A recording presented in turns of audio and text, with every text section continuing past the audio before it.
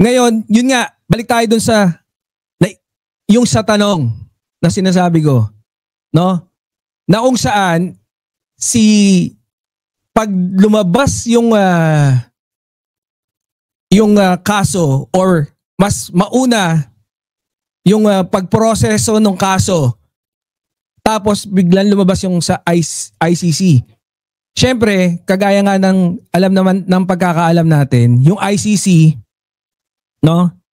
Hindi na yan mas ipaprioritize kung ano yung mga existing kaso dito sa Pilipinas. Pero ang sagot naman sa atin dyan ni Senator Trillanes is okay lang. Diba?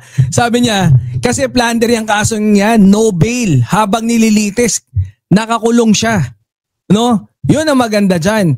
Pero, ayun nga, ang hangad din naman natin, no, dyan sa pagsubaybay natin dyan sa kaso is syempre, at least, ipaalam sa atin yung katotohanan dahil kung ang lumalabas dyan, no, ang nadenggoy, ang nanakawan tayo mga taxpayers, no?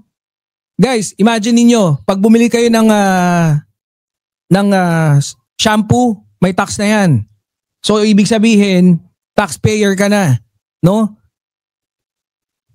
Kaya dapat nating singilin lahat ng mga nang-agrabyado sa atin, lalong-lalo na pagdating diyan sa usaping pangungurakot, no, ng mga politicians ngayon dito sa Pilipinas.